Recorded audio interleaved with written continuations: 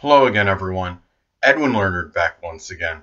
In this YouTube astrological segment, I'm going to be giving you my Gemini July 2018 horoscope forecast. And yes, this does apply and pertain to the Sun, Moon, and Ascendant. Anyway, people, first thing up is as far as July goes, the Sun will be in Cancer from the 1st until the 22nd. So the second house is what will be emphasized and highlighted. So at this time, there could be a very strong concentration of energy, focus, and attention on monetary things, possessions, values, resources, self-worth, self-esteem. And it can be done with a lot of Cancer-like tenacity, nurturing, energy, sensitivity, reasons for safety and security. It might be a time where you might maybe start some kind of retirement plan, or and also this could be done too. The things you value, you could show a lot of sensitivity to, and really, and also you might be showing. I mean, the place where you're generating income, you might show more of an emotional nature connected, perhaps where you're at, wherever it is you're making your money at.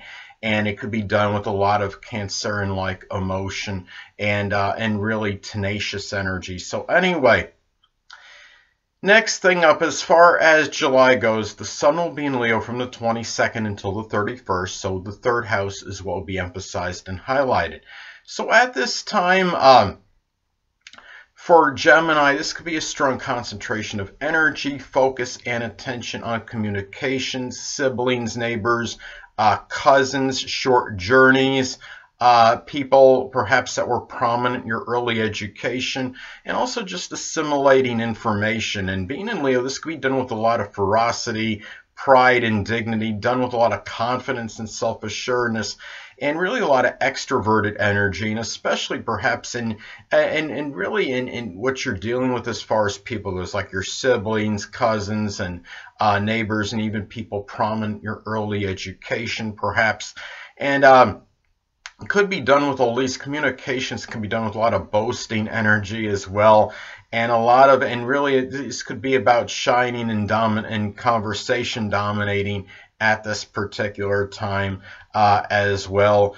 And anyway, well, the next thing up is there will be a partial solar eclipse in Cancer on July 12th. So the second house is what will be emphasized and highlighted. So remember, when you have any solar eclipse, it's going to be like a new moon, but only more powerful, more magnified, and inflated. It could have a more of a sustained effect, and sometimes life-altering things can occur for you when this does happen. Now, this could be a time, I think it's interesting. Prolific NBA star LeBron James is going to have this in his second house.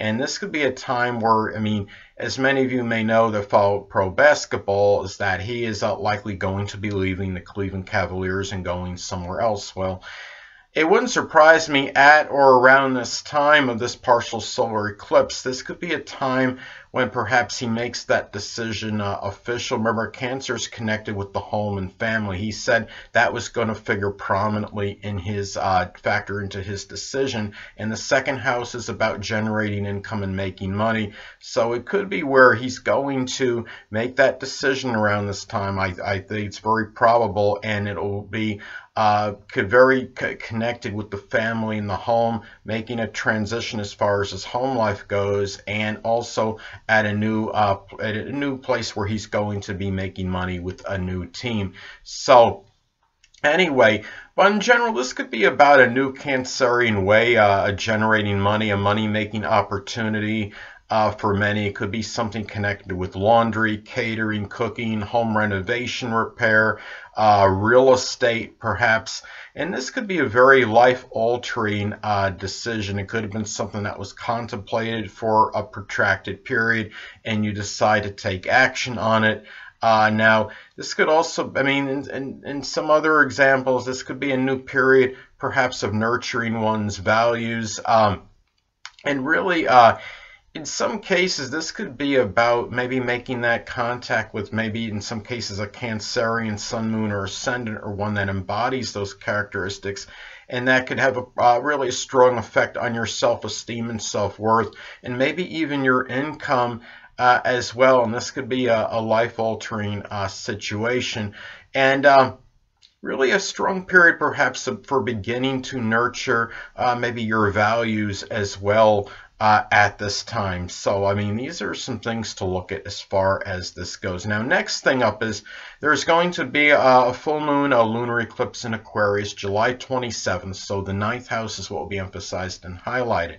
So this could be another thing where something, perhaps, I mean, you're looking at a lunar eclipse, a full moon. This is really like a very, more of an inflated full moon, a more intensified full moon, like a full moon, but it can have a stronger impact and really can be more intense and might have more, really a protracted effect on you. Now, this could be, in some cases, a completion, culmination of an Aquarius-like college course, such as something with computers, electronics, aerospace, astronomy, even astrology. Now, I don't know if they offer that at all in college, but it could still be what you could perceive as a higher education course, a post-high school course.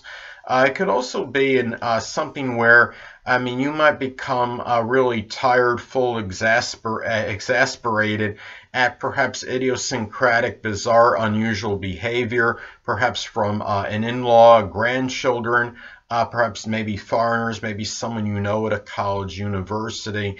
And in the difference, like with this energy, as I stated before, as opposed to regular full moon, that these could have more stronger impacts. I mean, like, for example, what I just described before as far as becoming tired or exasperated at perhaps a bizarre, idiosyncratic, unusual behavior from in-law or grandchildren or someone at a college place. This could be more of a, like, for example, getting tired and had enough of that, of such and such, could be where you where it might have a longer term effect. In some cases could and in some isolated case perhaps have more of an effect where it could almost eradicate the connection, or as an example, as opposed to where you would have a regular full moon where you might just have a situation where you might just not talk to each other for a shorter period of time. In other words, this could be something where it could have a long-term effect, or it could be where you might gain more respect, and as with this full moon, from those people that you unleash, your aggravation at, so to speak, as opposed to where it would be a regular full moon where it might not quite have that same effect. This could also be a time too where you might have this could be really about having full ingenious really perhaps innovative energy into a philosophy. This could be the completion or culmination of something that perhaps you publish. That could be Aquarius-like, that could be connected with astrology, astronomy, something connected with the future, something you feel is futuristic. Innovation. It could be something connected with the esoteric, something connected with electricity, perhaps, humanitarianism, something Aquarius-like that could really have a long-term, perhaps, effect on you.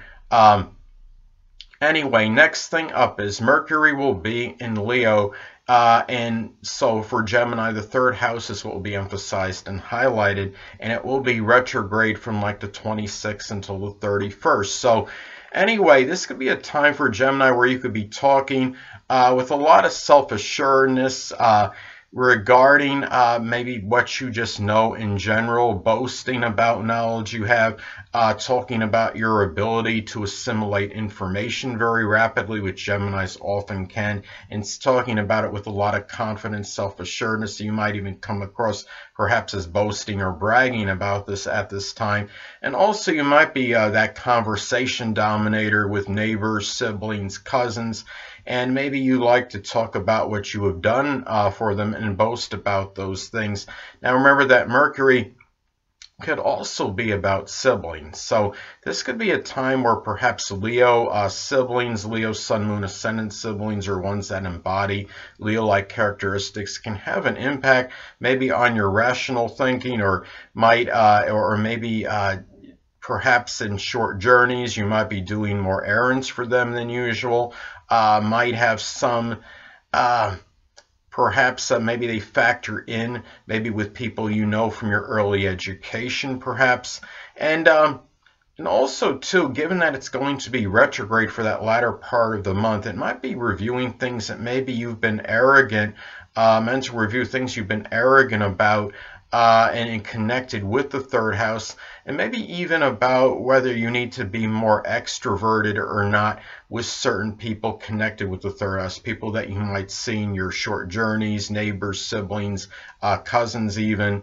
So anyway, the next thing up is Venus will be in Leo as far as July goes from the 1st until the 9th. So the third house is what will be emphasized and highlighted. So at this time, the first thing is try to avoid manipulative behavior. This could be possible when you're talking about Venus and Leo and the third house. And it could be as a means to feel some kind of dominance and control, since we're talking about Leo energy. Also, the way this could manifest, though, is you might be valuing gregariousness, extroversion with neighbors, siblings, and cousins at this time. And also, it might be about extravagant spending on vehicles and matters pertaining to local transportation. And those of you that Geminis that may be unattached, you might find a Leo love in your neighborhood, perhaps a Leo Sun, Moon, Ascendant, or one that simply embodies Leo characteristics, or maybe even in your short journeys at this time. And it could even be somebody that maybe pops up that you knew from your early education. So anyway, and also loving third house people with a lot of Leo ferocity, your neighbors, your cousins, your siblings, people you know in your short journeys. So anyway, next thing up is Venus will be in Virgo as far as July goes, from the 9th until the 31st. So the fourth house is what will be emphasized and highlighted. So for Gemini at this time, there could be a lot of enjoyment and fun, perhaps in analysis of family members, doing things, maybe playing games that require some kind of analysis, like such as Mastermind or Sudoku or chess, perhaps with family members. Also valuing the details in matters pertaining to ancestry and roots, perhaps. And also, you might really, this could be about having expressing enjoyment toward maybe healthy foundations, or foundations that are connected with good health, healthy living. And really to remember that this is, fourth house is about the end of life. So if you're in that latter period of your life right now, you're planning to do something Virgo related as far as generating income, such as working in a nutrition field, or some kind of feel like an organizer, or something that involves cleaning, nutrition, maybe health and fitness. Or maybe just valuing health and fitness for the latter part of one's life, or maybe even spending in a frugal manner in getting ready for one's life, trying to find something like a low-cost retirement plan, for example. And also, if you're unattached Gemini, you might find a Virgo love that you feel close to home with, Virgo Sun, Moon, or Ascendant, or one that simply embodies Virgo-like characteristics and might really impact your emotional security strongly. Next up, Mars will be in Aquarius, and it will be retrograde, and the 9th house is what will be emphasized and highlighted for Gemini. So at this time, Gemini might be showing a lot of like selfless and humanitarian energy, perhaps in matters connected with in-laws, grandchildren, foreigners, and perhaps even a lot of innovative energy as well, maybe perhaps with these people. At the same time, this could be a time too for Gemini where the situation, perhaps with foreigners, in-laws, grandchildren, maybe people you know at a college, university. Might be more contentious and acrimonious than usual, and it could be you might become angry at these people's idiosyncratic, bizarre behavior, perhaps unpredictable behavior, and also too, we're talking, I mean, this could also be about putting, I mean, Aquarius energy can be sporadic and erratic as well, and that energy could be put into ninth house matters such as publishing, the in-laws, the grandchildren, could be foreign travel, it could be taking action unpredictably on a long distance journey. But since and the one thing I want to get at too is that to be careful this time, because with Mars being retrograde, remember that Mars, when it's retro, it's like more inward directed as opposed to outward. So if you know somebody connected like with the ninth house, you know, you might, you know, there's a chance that they might be, a little greater chance that they might be trying to inflict harm themselves in some kind of unusual or unorthodox manner. So it's something to look at this time, but like I said, I mean, really, although what I'm talking about can be extreme, but still, I do believe when we're talking about Mars retro, it's really more sometimes about hurting oneself as opposed to others, as opposed to the anger being taken out on someone else. So anyway. Well, the next thing up is Jupiter will be in Scorpio. So the sixth house is what will be emphasized and highlighted. Will be retrograde from the 1st till like the 11th. So anyway, as I've talked about before, Jupiter can be paradoxical. It's very benign and benevolent, but it could also have a tendency to enlarge and expand. And it could expand and enlarge perhaps surreptitious and nefarious activity in one's work life and daily routine. Perhaps it could even be maybe people that you might know that are prominent in your health life, such as at a health and fitness club, perhaps. And also, too, this could also have a proclivity to expand Scorpio health-related issues, such as the pelvic area, urinary tract, the bladder.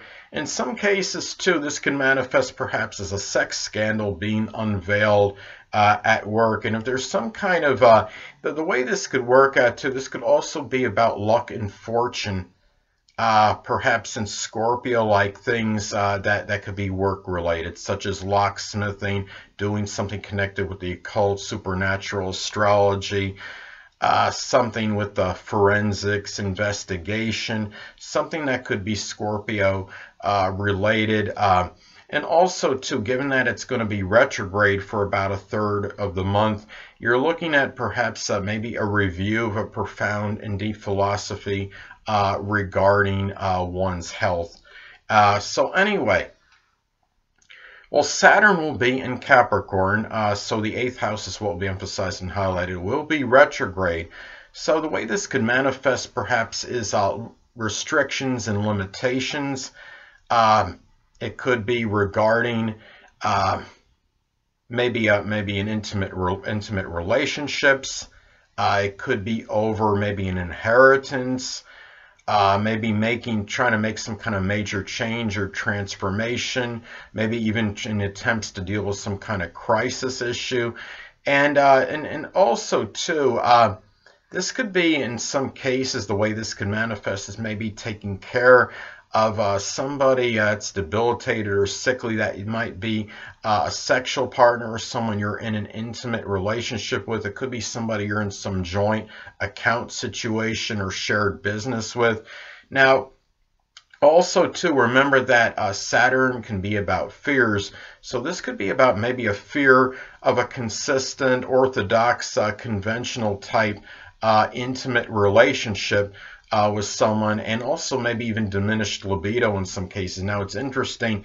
I'm having this transit actually hit me in my natal chart, and I think I can kind of resonate and relate to those two things I just stated. But anyway, also, too, remember that when we're talking about Saturn retrograde, I mean, it could be about a review over serious responsibilities, perhaps to matters pertaining, and being the 8th house, matters with taxes, insurance, maybe even making a major change or transformation.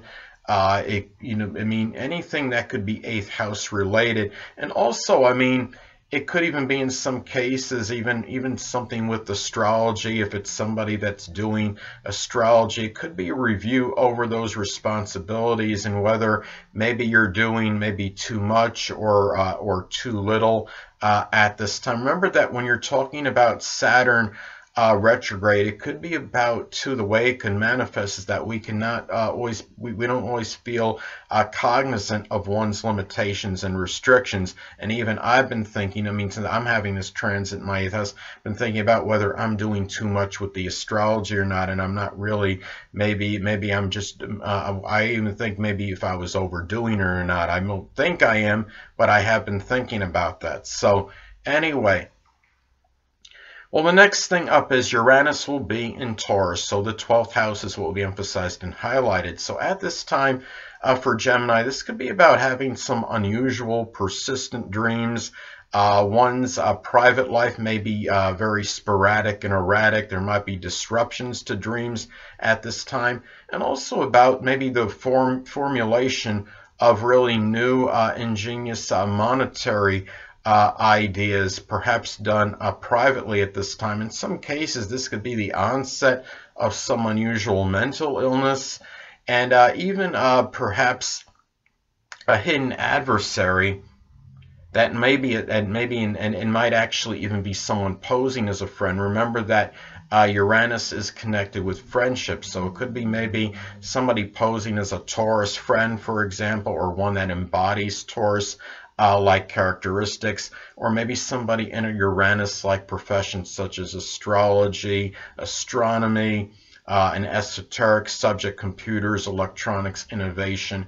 Those could be hidden adversaries at this time.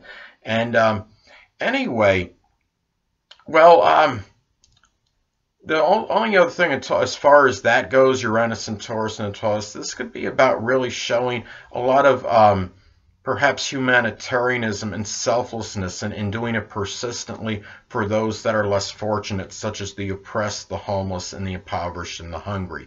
Next thing up, Neptune will be in Pisces still, so the 10th house is what will be emphasized and highlighted. So at this time for Gemini, well, the way this could manifest perhaps is really where perhaps career matters may be somewhat nebulous and unclear. In some cases, the way this could work out, it could be perhaps where you might have maybe a Neptune-like career, maybe going on at this time. It could be photography, chemistry, special effects, the metaphysical, which could include astrology. It could be helping people on drugs and alcohol. At this time, too, it could be where you might have a dominant parent or authority figure might become involved with recreational drug use or alcohol at this time. In some cases, sadly, this could be about the dissipation of one's reputation and public image. It could be about the dissolving as far as that goes, sadly. And also, too, the way this could manifest, too, is that when you look at the 10th house, it is about the career, but also, again, public image, being dissolved perhaps, and really about, you're talking about success and notoriety, and you might be maybe confused at this time in terms of how to possibly attain it, but you may also attain it through something Neptune-like, as I talked about before, such as the metaphysical, which includes astrology, photography, chemistry, maybe even spirituality, something that could be Neptune related, photography perhaps. So anyway, next thing up is Pluto will be in Capricorn, and the 8th house is what will be emphasized and highlighted. So at this time for Gemini, well, this could be, I know a lot of you don't want me to say the dreaded D word, but I'm going to anyway. In some cases, this could reflect an actual literal death of somebody that you're having an intimate relationship with or sexual relationship with. This could also be, or somebody that you were in maybe a joint or some kind of business account with. Also, in some cases, sadly, this could be about perhaps some kind of death or obliteration of perhaps moral, emotional support at this time. You might feel like you just can't seem to find any, no matter what. And also, this could be some power struggles, perhaps with people connected with the 8th house, such as people maybe involved in some kind of insurance. It could be people that are involved with taxes. It could be some psychological warfare or power struggles of a psychological nature. Perhaps could also be, in some cases, I mean, it could be destructive psychological issues, but on the positive side, it could be a chance to eradicate credit card debt or some kind of insurance or tax issues at this time as well. Some cases, the way this can manifest is possible surgery on perhaps something Capricorn related, such as the knees, the bones, the skin, or the joints. Anyway, next thing up is the North Node will be in Leo still, so the 3rd house is what will be emphasized and highlighted. At this time, when we talk about the North Node, this could be about issues that one may have to address or confront. And given that this is the 3rd house, or talk about North Node in Leo, this could be about confronting or addressing perhaps a domineering, overbearing, arrogant, extravagant, even bombastic sibling, cousin, a neighbor, someone that you might see frequently in your short journey, someone that you may have known from your early education. This could be about also just being directed toward taking pride and dignity in matters connected really with perhaps just assimilating information in general. It could be matters connected with short journeys. It might be with your vehicle, perhaps if you do have one. Also, too, about getting recognition and being lauded and praised for 3rd house matters. For communications, it could be for maybe some kind of writing you're doing. It could also be matters pertaining to your siblings, neighbors, cousins, being lauded and for what you do for them, perhaps.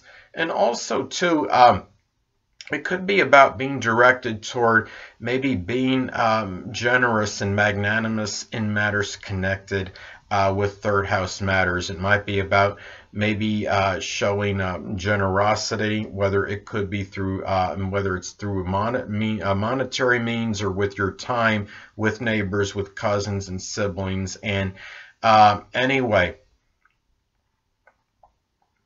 well, the next thing up is the Black Moon will still be in Capricorn, so the 8th house is what will be emphasized and highlighted. So at this time, well, when you're talking about the Black Moon Lilith, this could be about really something that might put you in a strong state of fear and trepidation.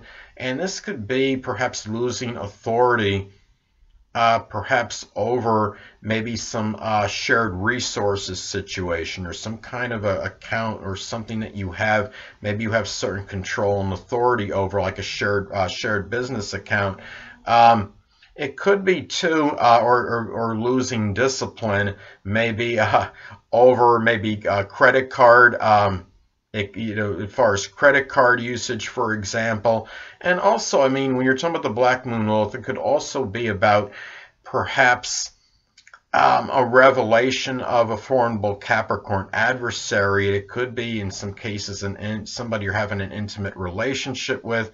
It could be somebody too, maybe in an 8th house type profession, such as a tax examiner, a psychologist, an astrologer, somebody with the supernatural or occult. It could be a Capricorn Sun, Moon, Ascendant, or simply one that embodies Capricorn-like characteristics. And also, too, you're talking about the Black Moon Lilith. This could be about really something that comes out, that's unveiled, perhaps about you, that you didn't want to come out of the bag, so to speak, but it does come out. And it could be, in some cases, well, for example, limiting or restricting a sexual life, for example. I mean, it could be some kind of sexual limitations, or maybe the fact that you get very little moral or emotional support, and it could be some kind of depressing sexual life, or one that's causing some kind of despondency and maybe feeling, making you feel very melancholy at this time. And anyway, well, last but not least, Chiron will still be in Aries, so the 11th house is what will be emphasized and highlighted. So at this time for Gemini, this could be about dealing with some emotional wounds, perhaps connected with contentious, acrimonious situations, combative ones, perhaps with friends, acquaintances, stepchildren, even people you might know in some group or organization or club. It could be over, I mean, unnecessary combative behavior, perhaps with friends. Really, I mean, it could be causing some emotional suffering. Some cases, and I mean, you're talking about Chiron and Aries, especially very combative energy. In some cases, it could be actual literal fights, and in certain instances, actual physical confrontations. Could also manifest perhaps as going through some suffering and emotion that's connected with lack of initiative and enterprise in matters with goals and aspirations, and of course, naturally could affect one's future. And also when you're talking about Chiron and Aries, this could be about unworthiness. And maybe in this case, since we're talking about the 11th house, maybe not feeling a sense of belonging in a group or a club, or maybe finding the right friends and contemporaries you feel you feel at home with. You might be like this outcast syndrome you might be going through, and really, and this is where you could be going through some suffering. But remember that as far as Chiron goes, it is the wounded healer. So in the areas that you're having trouble with, connected with Chiron and Aries in the 11th house, you may be able to help others out deal with comparable things and situations, and do so with a lot of areas like aggressiveness, assertiveness, enterprise, initiative, and fortitude.